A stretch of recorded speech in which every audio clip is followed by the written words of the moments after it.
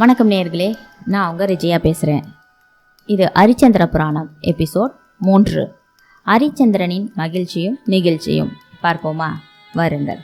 தன் தந்தை திரிசங்கு இந்திரனின் முக்கிய விருந்தாளியானது பற்றியும் அவர் உடலுடன் சொர்க்கத்திற்கு சென்றது பற்றியும் மிக்க மகிழ்ச்சியாக இருந்தார். திரிசங்கு சொர்க்கம் சென்ற பிறகு ஹரிச்சந்திரன் நீதி வழுவாமல் அயோத்தியை ஆட்சி புரிந்து வந்தான். மக்கள் அவனது ஆட்சியில் மனமகிழ்ச்சியுடன் இருந்தார்கள். எல்லா சிறப்புகளையும் பெற்று ஹரிச்சந்திரர் ஆட்சி புரிந்தாலும் அவருக்கு மனதில் ஒரு பெருங்குறை ஒன்று இருந்து வந்தது. அது என்னவென்றால் புத்திரபாக்கியம் இல்லாததுதான். இக்குறை ஹரிச்சந்திரனை மட்டுமல்லாது அவர் மனைவி சந்திரமதியையும் வாட்டி வதைத்தது. ஹரிச்சந்திரன் இந்த குறையை தன் குலகுருவான வசிஷ்டரிடம் தெரிவித்தான். அவனது குறையை போக்கும் விதமாக அவர் அவனிடம் வருணனை நோக்கி தவமிருக்கும்படி ஒரு யோசனை கொடுத்தார். வருண பகவான் ஹரிச்சந்திரனுக்கு பிள்ளை இல்லா குறையை போக்குவான் என்று கூறியதன் பேரில் ஹரிச்சந்திரன் கங்கை கரையில் வருண பகவானை எண்ணி தவம் இருந்தார். ஹரிச்சந்திரனின் கடுந்தவத்தால் மனமிறங்கிய வருணன், மன்னனின் பக்தியை மெச்சிய வருணன் அவன் முன்பாக தோன்றி, ஹரிச்சந்திரா, உன் பக்தியை நான் மெச்சினேன். நீ வேண்டும் வரத்தினை எம்மிடம் கேட்கலாம் என்று கூறி அருளினார் வருண பகவான். தேவேந்திரா, எனக்கு புத்திர பாக்கியம் இல்லாத குறையை அருள் கூர்ந்து தீர்த்து வைக்க அருள் புரிய வேண்டும் என்றார். அரசே, உனக்கு பிள்ளை இல்லா குறையை தீர்த்து வைக்கிறேன், ஆனால் ஒரு நிபந்தனை என்றார் வருணன். சொல்லுங்கள் தேவரே, அவ்வாறே அடியேன் செய்வேன் என்றார் ஹரிச்சந்திரன். அப்போதைய சூழ்நிலையில் தனக்கு பிள்ளை ஒன்று கிடைத்தது, அதன் மூலம் தனது மலட்டுத்தன்மை அற்றவன் என்பதையும் இவ்வுலகிற்கு நிரூபித்துக் கொள்ளலாமே என்ற தனக்குள் எண்ணிக்கொண்டார் ஹரிச்சந்திரன். உனக்கு மகன் ஒருவன் பிறப்பான். அவன் பிறந்த பிறகு அவனை யாக பசுவாக பாவித்து ஒரு நரவேள்வி செய்ய வேண்டும். அப்படி என்று இந்திரன் கூறியதை ஹரிச்சந்திரனும் ஒப்புக்கொண்டு விட்டான். உனக்கு புதல்வன் பிறப்பான் என்று கூறி வருணன் மறைந்தார். சந்திரமதி கருவுற்றாள். ஒரு நாள் இரவு அவள் அழகிய ஆண் மக ஒன்றை ஈன்றெடுத்தாள். மைந்தன் பிறந்து விட்டதால் ஹரிச்சந்திரனுக்கு அளவு கடந்த மகிழ்ச்சியாக இருந்தது. ஏராளமான தான தர்மங்களையும் செய்தான். நாடெங்கும் விழா கோலமாக இருந்தது. தன் மனைவியை தலையில் தூக்கி வைத்து கொண்டு ஆடினான். தன் மகனுக்கு ஹரிச்சந்திரன் லோகிதாசன் என்று பெயரும் சூட்டினான். ஹரிச்சந்திரன் நாட்டு மக்களுக்கு பொன்னையும் பொருளையும் வாரி வழங்கிய போது அந்தனர் ஒருவர் அங்கு வந்தார். அந்தனரை பார்த்த ஹரிச்சந்திரன், அந்தனரே, உமக்கு என்ன வேண்டும், கேளுங்கள் என்று கேட்டார்.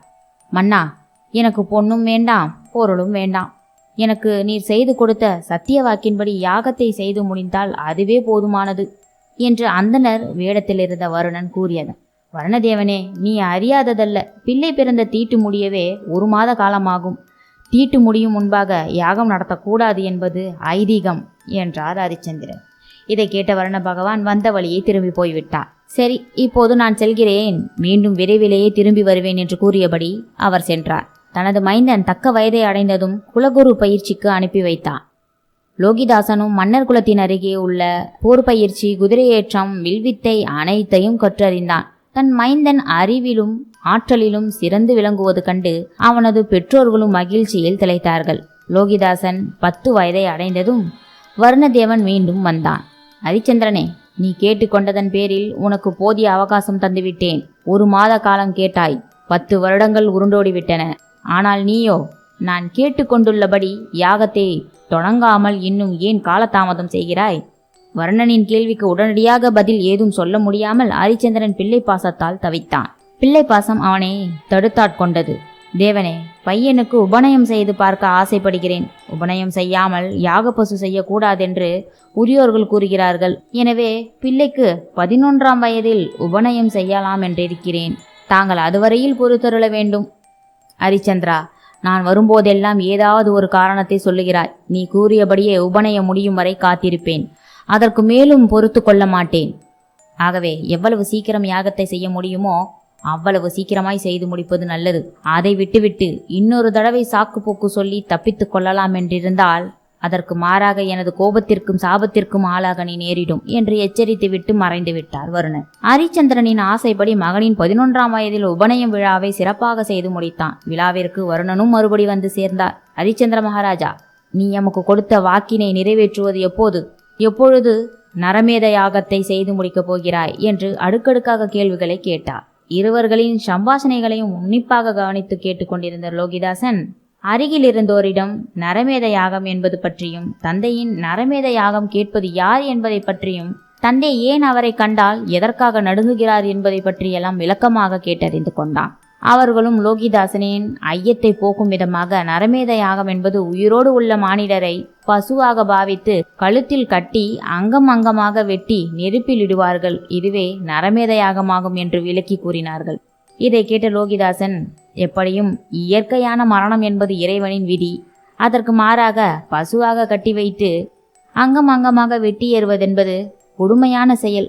தனது தந்தை வருணனுக்கு கொடுத்த வாக்கினை நிறைவேற்ற எப்படியும் தன்னை பலி கொடுத்து விடுவார் என்பதை தெரிந்து கொண்ட லோகிதாசன், எப்படியாவது இங்கிருந்து தப்பித்து சென்றால் மட்டுமே தான் நாம் உயிர் பிழைக்க முடியும் என்ற முடிவிற்கு வந்தான். மறுநாள் ஊரடங்கிய வேளையில் யாரும் அறியாமல் அரண்மனையை விட்டு வெளியேறி அடர்ந்த கானகத்துக்குள்ளே குகை ஒன்றில் பதுங்கிக் கொண்டான் லோகிதாசன். மறுநாள் விடிந்ததும் ஹரிச்சந்திரனின் காதுகளுக்கு மகன் லோகிதாசன் காணாமல் போன செய்தி கேட்டு ஹரிச்சந்திரன் அதிர்ச்சியும் கவலையும் அடைந்தார். ஹரிச்சந்திரன் உடனேயே தானே அரண்மனை ஏவலாட்களை அழைத்து தன் அருமை புதல்வனை எங்கிருந்தாலும் தேடி கண்டுபிடித்து வருமாறு கட்டளை பிறப்பித்தார்.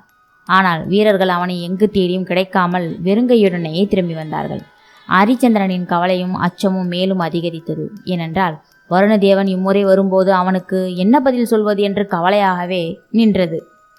அவன் எண்ணியது போன்றே வருணதேவன் அப்போது ஹரிச்சந்திரன் முன்பாக தோன்ற, ஹரிச்சந்திரா, உன் கவலை தோய்ந்த முகத்தை காணும்போது ஏதோ விபரீதம் நடந்திருக்கும் போல் தோன்றுகிறதே. சரி, இந்த முறை என்ன சாக்கு போக்கு சொல்ல போகிறாய்? சொல். வர்ண பகவானே, ஆம், நீ சொல்வது சரிதான். பெரிய விபரீதம் ஒன்று யாரும் எதிர்பாரா வண்ணம் நடந்துவிட்டது. நான் சொல்ல போவதை நீர் கூட நம்ப மாட்டீர். சரி, என்ன நடந்ததென்று முதலில் கூறு. சென்ற முறை நீங்கள் வந்தபோது என் மகன் தாங்கள் யாரென்றும் நரமேத யாகம் என்றால் என்ன என்பது பற்றியும் அக்கம் பக்கத்தில் உள்ளோரிடம் கேட்டு தெரிந்து கொண்டான். அதனால் எங்கே தன்னை பலி கொடுத்து விடுவார்களோ என்று அஞ்சி பாலகன் எங்கோ சொல்லாமல் கொள்ளாமல் ஓடி ஒளிந்து கொண்டான். அதனால் மகனை காணாத துக்கத்திலும் இதைவிட தங்களிடம் என்ன பதில் சொல்வேன் என்றும் செய்வதறியாமல் திகைத்து போய் உள்ளேன் என்றார் ஹரிச்சந்திரன். இதை கேட்டதும் வர்ணன், ஹரிச்சந்திரா, ஒவ்வொரு முறை நான் வரும்போதும் ஏதாவது ஒரு காரணத்தை கூறுவதை பார்க்கும்போது என்னை ஏமாற்றும் நோக்கத்தில்தான் செயல்படுவது போல் தெரிகிறது. இதன் மூலம் நீ எமக்கு கொடுத்த வாக்கினை தட்டிக்கழிக்கும் செயல் போன்றே நிச்சயமாய் தெரிகிறது. இப்போது மகன் காணாமல் போய்விட்டான் என்று கூறுகிறாய். இப்படி எம்மை வேண்டுமென்றே அலைக்கழித்து ஏமாற்றுவதற்காகவும் நீ எம்மிடம் கொடுத்த வாக்கினை காப்பாற்ற முடியாமல் போனதற்காகவும் ஏற்கனவே உன்னை எச்சரித்தது போல் உமக்கு இக்கணமே சாபம் விடுகிறேன். உன் மனம் துயரால் நிரம்பி வழியும் போல் உன் வயிற்றிலும் ஜலோதர நோய் என்று நீர் சம்பந்தமான வியாதி உன்னுள் நிரம்பி வழியட்டும் என்று சாபமிட்டான். என்ன கொடுமையான சாபம்! இது என்ன சாபம் என்பதையும் மகன் திரும்பி வருவானா மாட்டானா ஹரிச்சந்திரனின் நிலை குறித்தும் வரப்போகும் அடுத்த எபிசோடில் பார்க்கலாம். தொடர்ந்திருங்கள் நேயர்களே. நன்றி.